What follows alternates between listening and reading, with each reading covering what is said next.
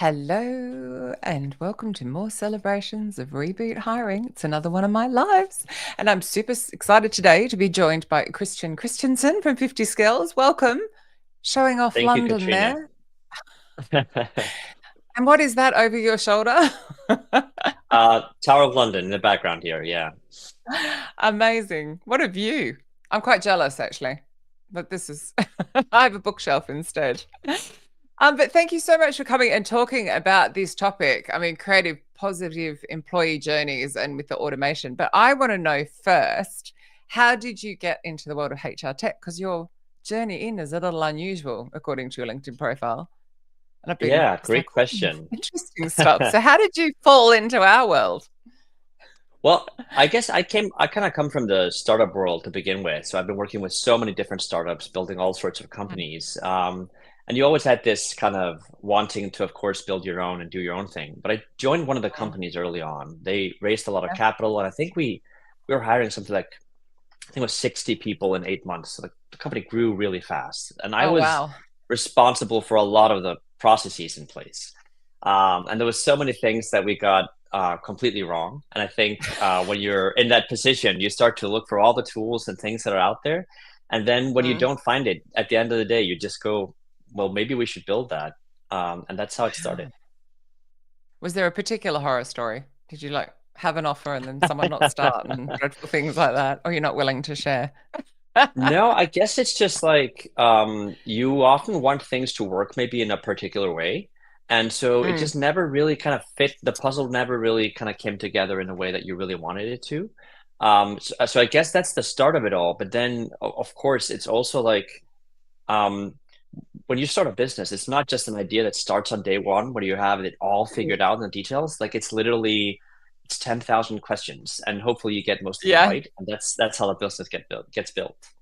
Yeah. And then change and adapt. And oh God, sorry. That was my dog landing on the very professional here at Collier Central. No worries, Um, no worries. so he always has to join in. The trouble is he won't be able to get down now. So at some point I'll suddenly randomly look down in the middle of a live on LinkedIn, as you do. But it's funny hearing you say that when we think about my own business journey. And like, I didn't even know I was going to write a book and ended up writing a book. And it was all just part of the, like you listen to what people want and everything changes and adapts and flows. So what does 50 Skills do? Where does it plug the gap and like Yeah, solve great, the problem great really? questions. Is So I it for think the most TA? Is it simple, for HR? Who's it for? it's for all sorts of people. I think it really starts with you just think of any organization. You can frame it up in a way that they're all made up of different processes. And some of Yeah. those processes are processes that start with people. And it's Hmm. basically it starts with a person, and then there might be a ton of things that happen. It could be a range of tasks, it could be stakeholders, it could be documents, it could be human to human interactions, all sorts of things. And we call that a people Okay. process.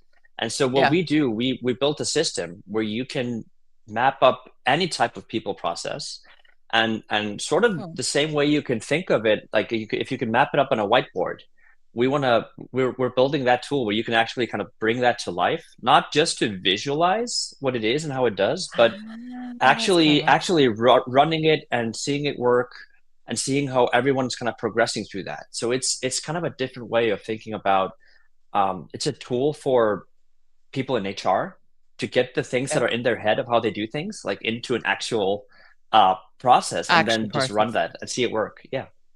I love that idea of taking it and just making it quite visual because most people are quite visual, aren't they? So it's easier for them to draw the problem and then like Absolutely. I And like, I like that idea. yeah, absolutely. And I think like when you say HR and people in HR, like the thing is like because it's only people processes, you can get a Yeah. completely different view on those sorts of processes than like some sort of workflow builder out there. Because you can like take Mm. a look at one person in the organization, you can see all the processes they've gone through. And so it gives this unparalleled overview of how you want things to kind of work and run around the org. Yeah. So how does that then relate back to the employee journey and their experiences they're coming through? I mean, we often, well, candidate experience is a hot topic in my world and TA, and that's a whole conversation, isn't it? Well, actually, we had that with Yeah. Steve Gard, but with the problems it creates. So how are you fixing that journey then for someone who's well, right at the beginning of the process, really starts looking at a company? How does it help with that flow? Well, I would say with any process, I think, and you should often start with the experience of the people going through it. I think that's the right way. So Yeah. if you wonder about if it's a candidate applying, like what should be the dream experience for a candidate applying? Like when do they first hear about the company? How do they hear about it? Mm. For every interaction that takes place, like what's the information shared? Um, all the questions and answers, all the documents, all the things that kind of apply, like all the visits. And I think this is a mixture of technical and human interaction to get that Yeah. experience right. But you need to map up kind of dream experience. And once you map that up, then you can kind of go to the whiteboard, so to say, and say, okay, well, if this is the experience we want for them, then we need to have these things in place for that to really make that experience happen. So it's sort of stepping back out of the process and like looking at it from every perspective, isn't it? I think sometimes it's hard for people day to day to do that. Absolutely. Do you have any tips on how they can do that? You must come up against that with people really want to, but can't, just get overwhelmed. Because I mean, I especially know with talent acquisition, they're just actually so is HR, to be fair, so overloaded at the moment. Yeah, of How can they course. do it And I think, easily? there's a couple of ways, and this is often referred to as the empty canvas problem, kind of similar to if you Mm-hmm. open up a spreadsheet and you know it can do a bunch of stuff, but like, well, how do you actually build this thing? And I think I there's feel like, that way about like PowerPoints right before I have to do a talk. It's like I just open it and yeah. go on. Yeah. What do I need to So do here? Yeah. yeah, so we obviously there's many ways to do it. So one way is to start with best practice examples, right? So Mm, depending on what kind of organization you are, depending on the size and the industry and all sorts of other factors, location, the experience might be different. The things that you're trying to get abroad. So you can have these best practices right away. You can walk people through mm, them, and they can see, oh, that's exactly what I'm looking for. Or there might be a small part of that they don't want, or it's different for their org, or it's more or less complicated. yeah. And then making sure that it's customizable so it can be adapted to whatever you're doing. That's the key. So basically just Yeah. taking a look at something great, using that, or iterating it towards what you need. That's one way of doing it. The other Yeah. way of doing it is to use AI as well to do it.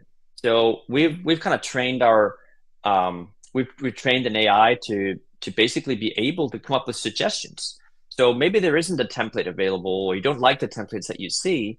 You could then Mm, go, okay, like my organization is of this size. I'm this type of person. This is what I'm trying to get across. This is the experience that I want.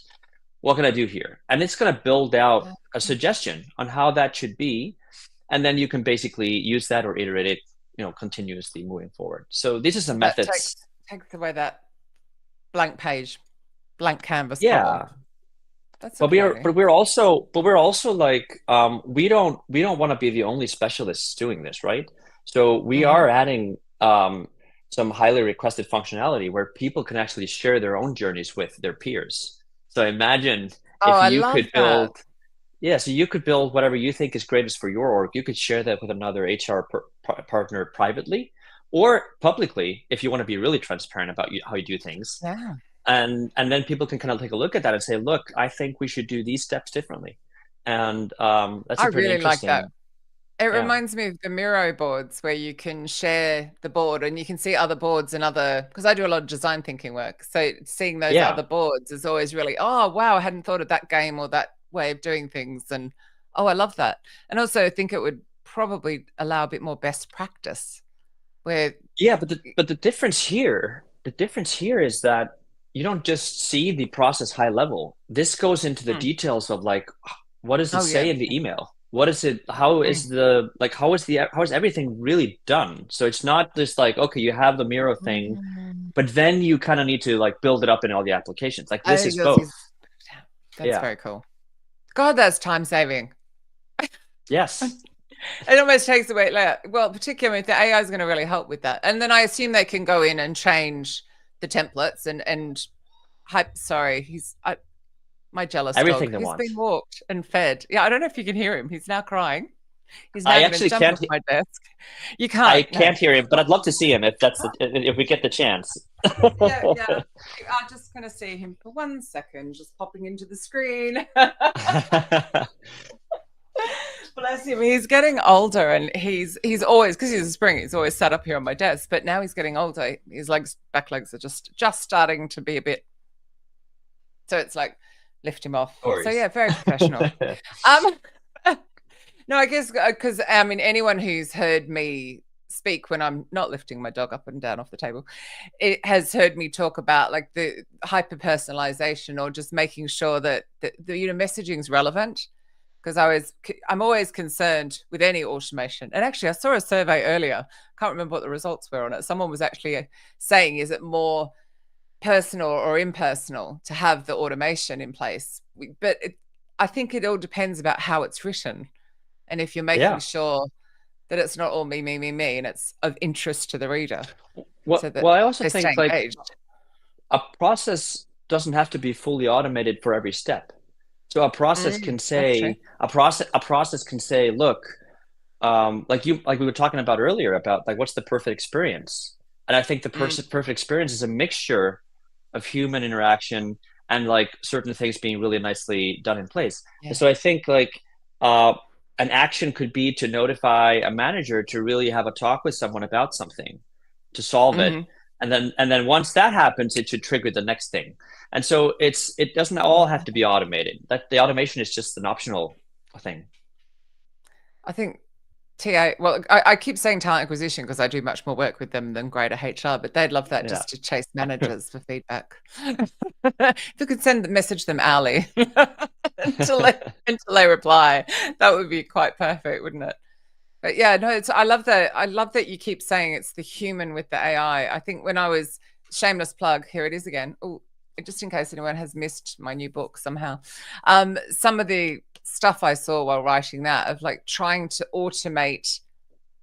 It was like because obviously I was focused on talent acquisition, but automate AI out, and am not AI talent acquisition out of the process. And I'm sure HR's finding the same thing that AI is so high of mind with a lot of company leaders that they're kind of like, how can I automate this process and get rid of, which is crazy because people are weird and CVs don't fall down from the sky. But it's quite reassuring to hear you saying it's the two together, they work together.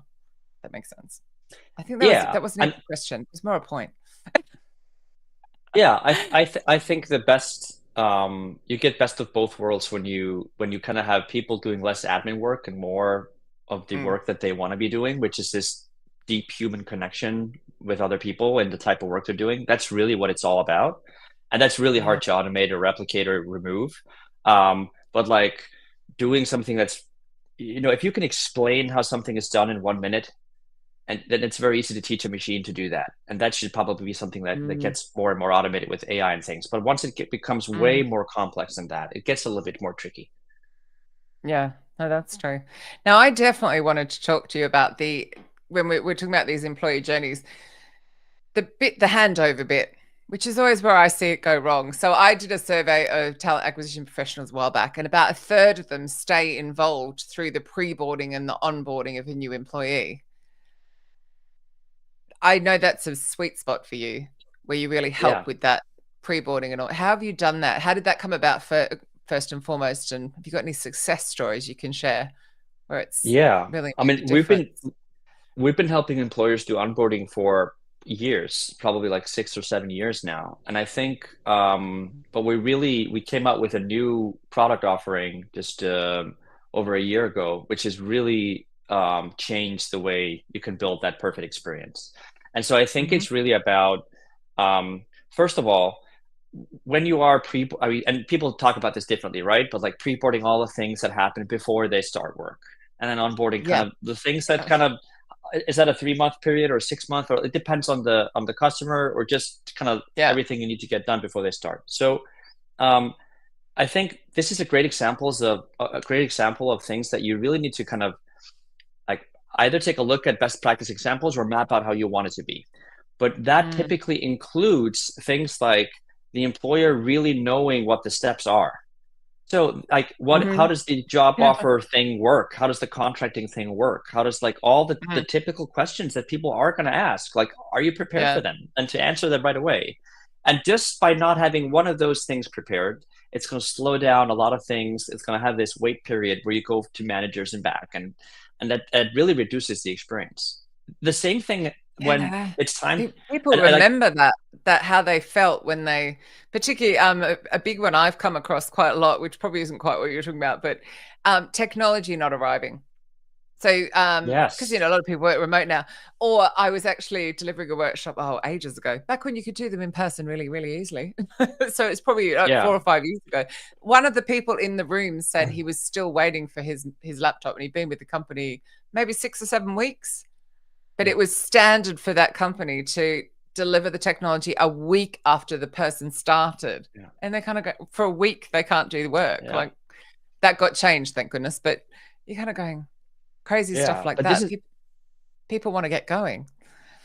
Yeah, but this is a great example of stuff that's really simple to automate, because this is really just a Mm-hmm. matter of, okay, let's say you have someone that signs an offer letter or receives an offer letter and they've Mm-hmm. approved it, or the contract, whichever you kind of feel is the Yeah. most, what is that moment where you say, oh, Important. that person is kind of hired. Yeah. You typically know at that date when they're going to start.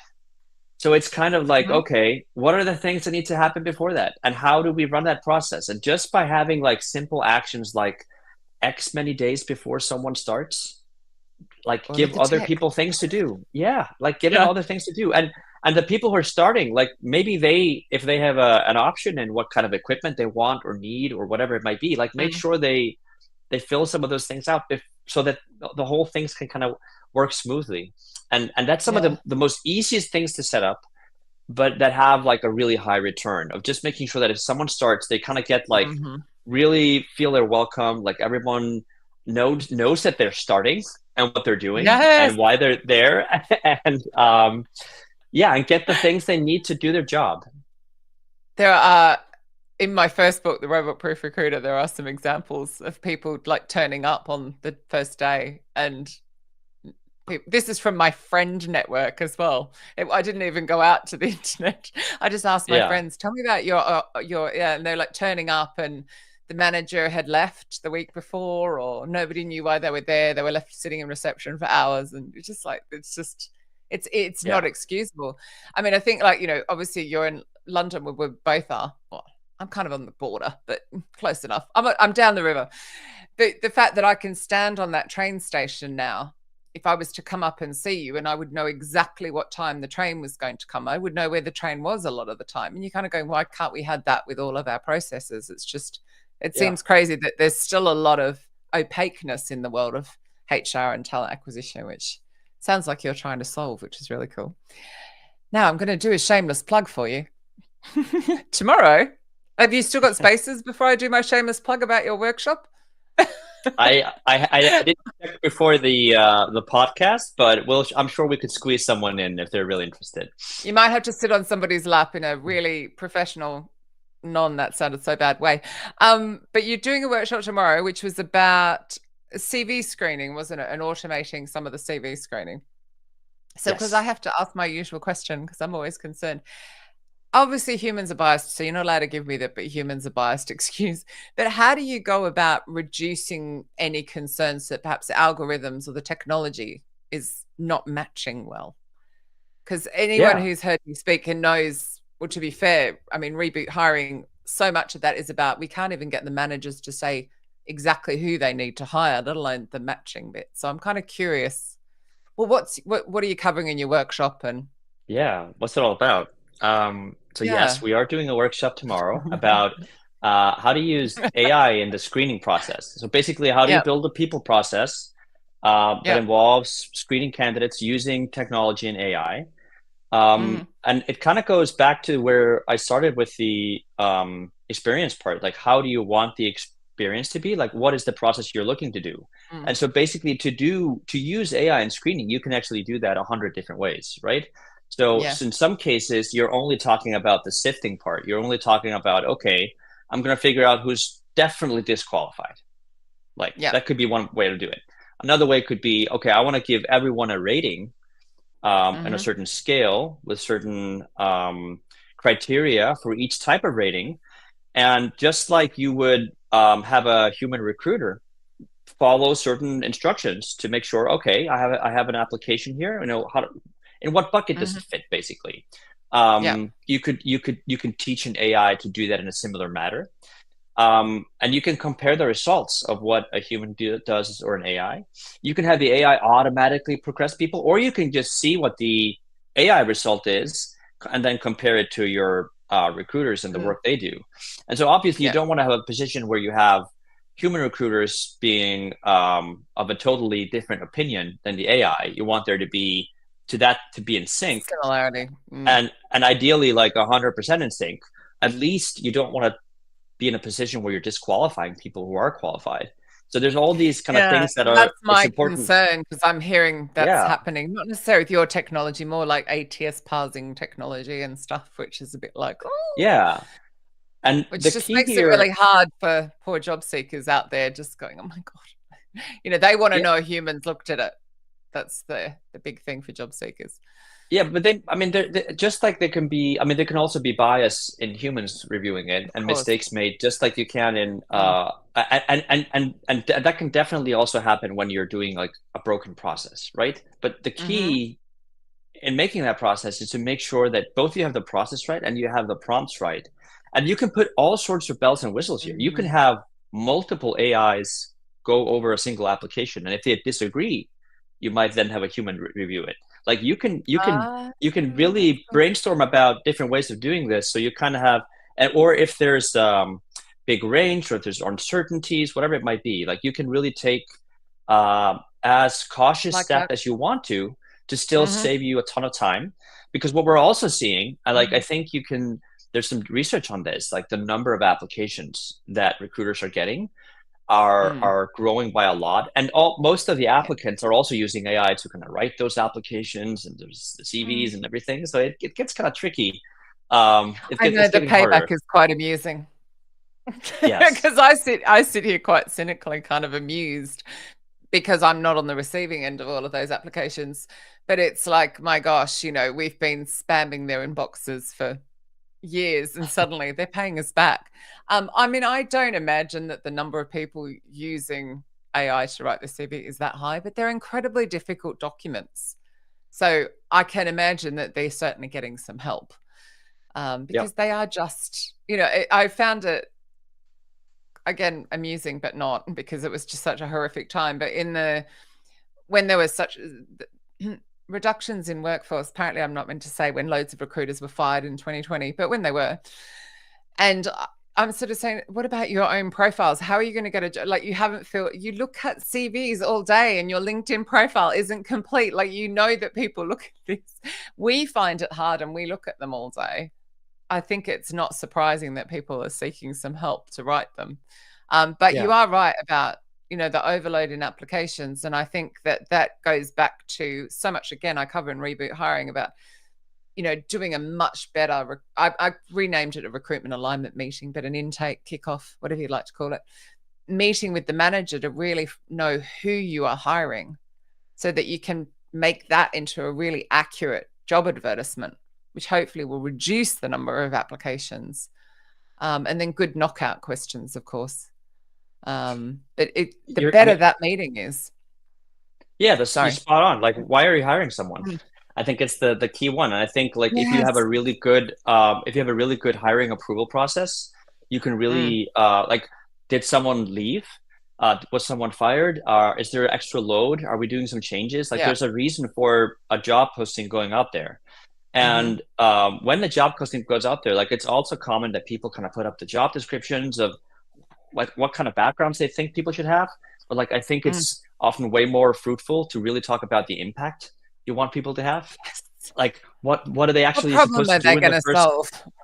Yeah, and 1 month or a year, what do you expect them to do? And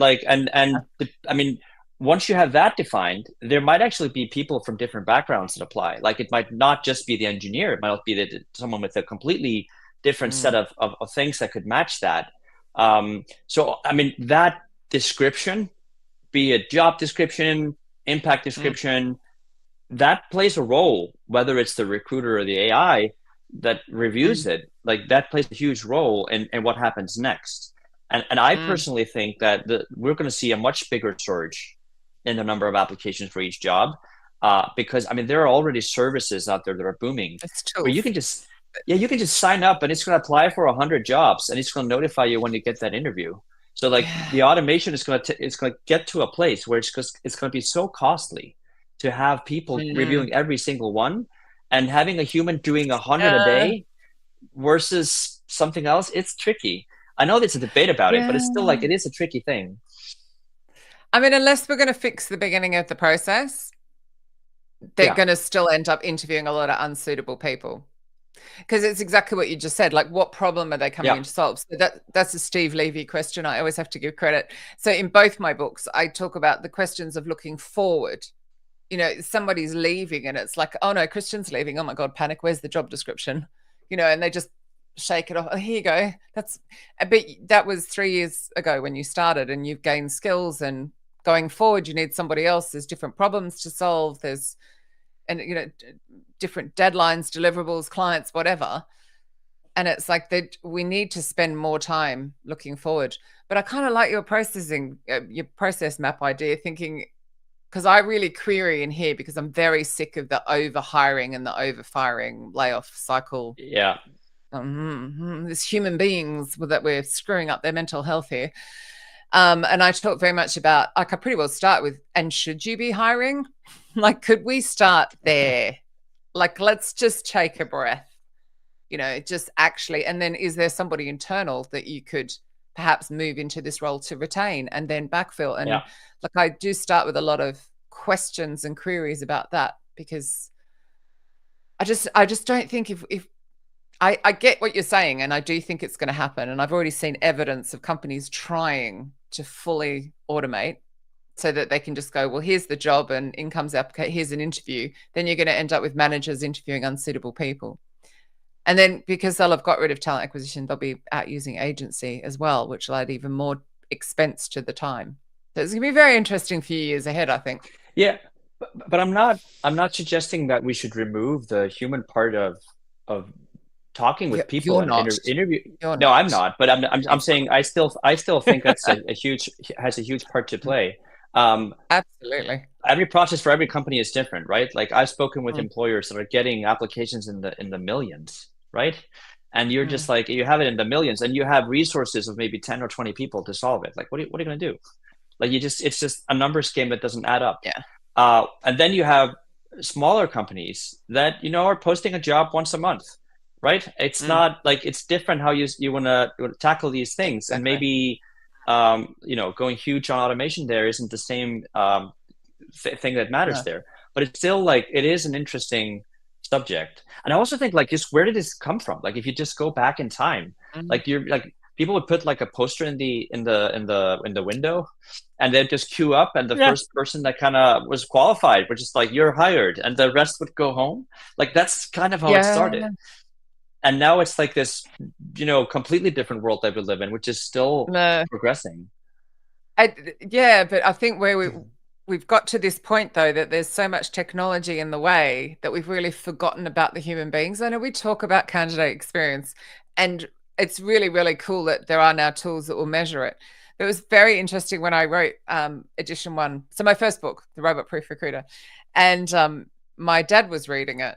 And my dad messaged me, and it's now in edition two, this little story. And he said, because it came out in his 90th birthday. So we were talking. And the way I didn't put it in the second edition, the way he worded it, because it was like, oh my God, things have changed. I just can't talk like that. But he was working for Tip Top Bakeries in Australia, and he was hiring a clerk. And I think that's what he called it. He used a very sexist like feminist term or feminine term. And he said, but he knew that he had to reject everybody properly because he knew that they would buy bread, and that if he didn't, they would buy another company's bread. And it was like, so he knew about that correlation back then, but somewhere we've forgotten with Yeah. that. No, So I I think kind of like, you I like the idea that your process could remind people there are humans here. We need to no, remember, we absolutely. need to get back to everybody, we need to close them out. Yeah, and I 100%. And I think the experience is not just Mm. about the people who receive that interview or who get Yeah. hired. Yeah. You have to really think about all the people in that All the process and people make who sure don't. that absolutely. And like, what is it? I mean, Mm. they're really, it's you're kind of exposing yourself when you're applying for a job. It's a hard Hmm. place to be at, and it's Yeah. yeah, It's it's interesting. There's a lot of I hoped when talent acquisition went through it the first time in the 2020s, they'd come back with a lot more empathy and compassion for the people in it. But unfortunately, and I think it's a lot to do with the fact that the leaders see it as an admin and a cost center function, unfortunately. But they haven't necessarily done that. And now there's a lot again who are going through the process again because they've had a second round of layoffs who are looking for work and experiencing it. And some of the horror stories I get in my inbox from my TA leads and just going, it's just crazy out there, some of the stuff they're yeah, experiencing. And it was the other thing I saw when I was actually again writing that second edition was a spreadsheet of someone, and she'd written every application, and she'd written ghosted if she'd not heard back from the application. A lot of us in TA think, oh, it's just those who interviewed, but it's like, no, to them, they just want closure. They want that. Did I yeah, get the job or didn't I? So I love that you've just got a way to tackle that as well to yeah. remind people. No, It's like, I think like it's part of the whole. It's yeah, it's part of the whole process. I think it is. I mean, yeah. obviously, every employer does these things differently, right? But Hmm. I think it's in the hiring process. Like I think the employer branding part is huge, and it's also like it yeah. I mean, you mentioned like people might not buy his bread. Like I think if it's a brand Yeah. that's known, if it's not like a small boutique B2B thing that you will never see again, like this could actually have meaningful business impact and all the Huge. things that can occur. Yeah. Yeah. Yeah. I mean, you do see, well, yeah. I mean, even CEO behavior on interesting social media sites is having sales impact. So people do Yes. make changes. I'm trying to be a little bit politically correct and not say what I'm trying to say. But, people do go, oh, I'm not buying one of those now because of that behavior. So they Yeah. totally would choose not to purchase their products. Or even, and I still think it matters in the B2B space, it's just harder to measure. Because Yeah. if Yeah. somebody goes, It like, matters in I'm never every going to space. recommend them. Yeah. Mm. So you And don't I've know been in who this knows position. somebody. Yeah, sorry. Yeah. I mean, I mean, of course, there's like referrals and everything, but like I've been in the same Mm. place. Like you meet someone who's just sort of deserving of whatever it is, and you try to help Mm. this person out.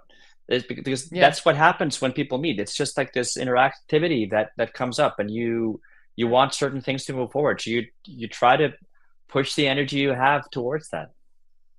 exactly. Makes sense. So what's next? What's next in your plans for the company? What problem are you wanting to tackle you're still tackling?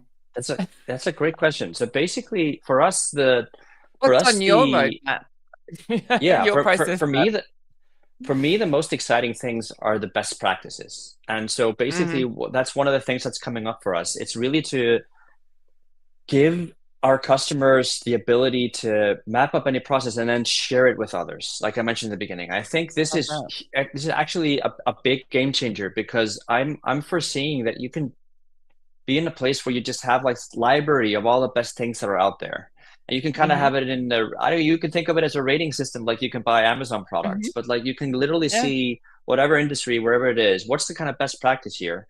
And I think if Mm-hmm. we get I to a love that. place where some of the people in TA and in HR in general can actually Mm-hmm. share those things, we'll have a community powered templates because we're not the experts, right?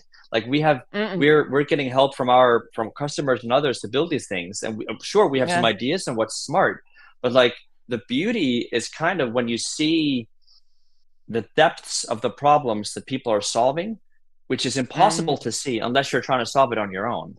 And Unless you so for use it. me, that's kind of the part that I'm really excited about. It's just to turn on that enablement and Mm. then start to get that out in the world. And also, I'm hoping that because we're talking about, there's so many people talking about transparency, right? Like, how do we Mm-hmm. actually do things? Being able, like, this might not apply for every process, but for a lot of processes, like, I think there should be more transparency about how things are Agreed. done. And this Agreed. is like just sharing it, and It builds anyone can trust, see doesn't it? it. Yeah, and Builds trust. sometimes it's for employees, sometimes it's for externally, and Mm. it could be for everything from ranging from a recruiting process to um, complaints that come in. to whatever it might be. Yeah. Like you can really just that Getting a transparency check part. before you start. Yeah. And so it's just For like onboarding and it's all what that. Yeah, I love it. yeah, and the onboarding, like every person that goes through an onboarding process, like Mm. you should You should have know where a you're at process in in the process, right? As yes, well. and you should ask.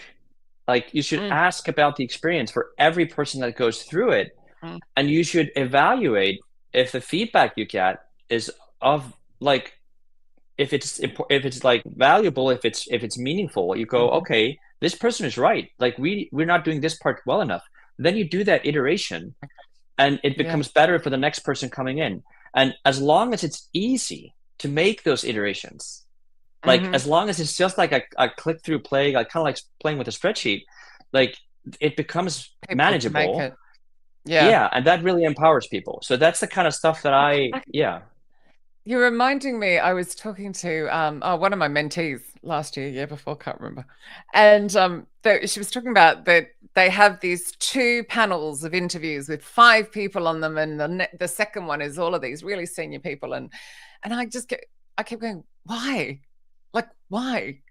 And it turned out it was like a historic thing. And she was able to get rid of the second one because it was totally not Yeah. necessary. And plus the cost to the company, and it was delaying everything and they were losing people. And because by either just stepping back and querying in that instance, or by having your processes mapped out, you can suddenly go, why do we have that in place? Like who decided that? And it will be somebody who's probably left the organization, thought it was a great idea once.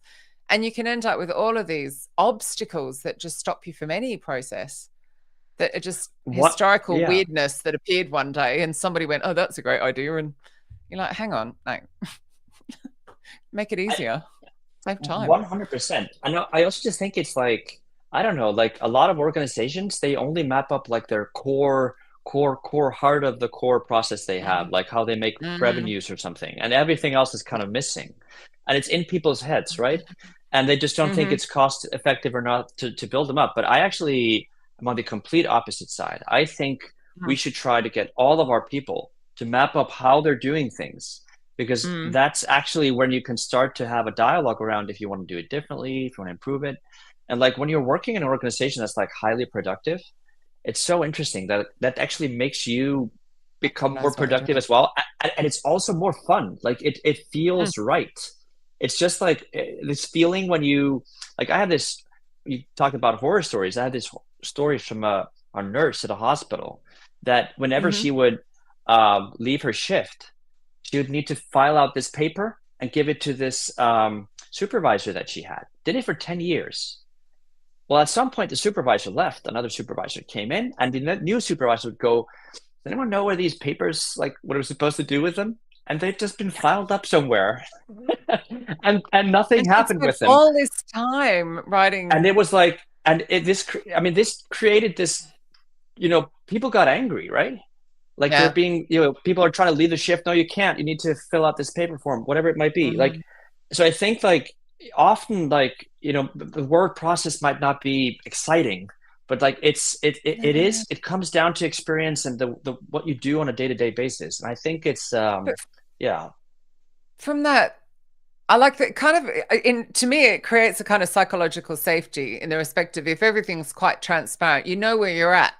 And you also know yeah, that you can query because it's transparent and there's that yeah, side. But you're also reminding me of that technology that failed just recently and loads of computer systems went down and there was like one person that knew how to fix it. You're getting away from that problem. Or it reminds me of the intercom system we have here in these flats, which is now out of date. And apparently yeah, there's like one engineer in the whole area. The system's only 24 years old, but apparently there's one yeah, engineer in the whole of like Southeast London who could fix it if it went. And you're just like, that's insane. That information should be being passed down. But actually, with your yeah, nice, transparent process, somebody's off sick all of a sudden, or they have some emergency, somebody can step in and say, it's okay, we've got the process mapped. We know what's yeah, going on. yeah. So it just makes business sense, doesn't It does. it? It does. So quick last minute best practice. Like what are your top tips for somebody who just wants to get this right and they want to make their employee journeys better and they want to, obviously, other Yeah. than signing up for It's 50 skills. After they've Yeah, done that, what are the top tips? I'd say it's very simple. I know that people are busy, but I would still say like the key here is to start mapping up things how they are today. Just get an Yeah, understanding of what you're doing today. You don't you're have to right. use like a system to it. You can just do a whiteboard or a book or whatever. Just like this is the core, like this is what I do, right? These are the processes that I kind of have, and that I work on every day. And then you can start to do the next step, which is kind of interesting. Like, where are the pain points? Like, where do you feel you could do better? Hiring And managers. yeah, and do you have an idea of what Yeah. it would be that would make that better? And that's the starting ground. Like once you I have like these that. two in place, you can figure out if there's a tool out there that suits your needs, or if you need a tool at all. Like also like I hear automating 50 skills is things. very good. Yeah, I mean I'm obviously biased here, but I'm just saying Really? like I mean No, but whatever it it's is that you're true trying to. though. If you've solved a problem, be proud of it. God, I think it's important. It's a general good practice though to know what you're trying to Mhm. do and what it is that you think could go better. And until you have that Yeah. in place, like everything else is going to get really tough to do. Even if you have the best system in the world, Mm. like you still need to have those two elements in place. Mm. And surprisingly enough, people don't really do that often enough. And just by saying, okay, and then kind of breaking that down into milestones, like, okay, like, let's try to get this to this place before that time. Yeah. It just starts to really, and that's a really good start, start for whatever it is that you're working on, for whatever type of processes you have, whatever complexities, like generally just starting with this is huge. But it's kind of funny. I'm going back to my father again, which is very odd. But he used to call it like a cover your butt book. And you've just reminded me of that, because I think again, talent acquisition, they have a lot of challenges with people thinking CVs fly down from the sky, and that, it's just really easy to get people to apply. Blah, blah, blah. If they actually mapped out what they do and then where it goes wrong, I mean, that would be a great starting point to have a conversation about, what we need to automate this process. We need help to fix this, because this is what we do. We don't just sit here like, sieving CVs all day. There's a lot more to it. And I think, maybe they should actually just get a notebook and start writing it down for a first start. I think it's a great idea. If people wish to talk to you though, obviously, what can I give them your LinkedIn? Is that the best They place? can go to the LinkedIn. They can go to our website. We're very transparent with everything. Like our products and everything is just, you can buy a 1 month on pricing and try it out, and you don't like it, it's gone. Or you can, it's all very transparent. But it's typically best to talk with our team. I hate it when you go to those sites and you just want a simple thing like approximately how much, and you can't say it. I like that. That's cool. Yeah. So it's very clear. It's just based on how much it's used. But I'll give people a warning. Typically, when you start using it, you start to like it and you want to use it more. So that's kind of how it works. But we're trying to, but we're trying to work with. I mean, our commitment is to try and build something that should have a 10 to 1 cost benefit. So it should never feel like you're kind of so it shouldn't feel like you're wasting anything by doing it. That's really the structure and what we're trying to aim for. Obviously, some processes are more beneficial than others, but still, that's kind of the company focus on what we hope to solve with this. Yeah, you're trying to create ease, aren't you? Transparency and ease, and really, and then the knock-on impact of that is so enormous. That human-centered, and I love it. It's been so good to talk to you. Thank you so much for coming on and Likewise, chatting. Katrina. Right, I've got there it is. I always lose the button. It's got quite small. And I used to use this years ago. It was a big button. Thanks again. Thanks so much, Katrina. Thanks for talking. Yeah, you too. No, end broadcast. There we go.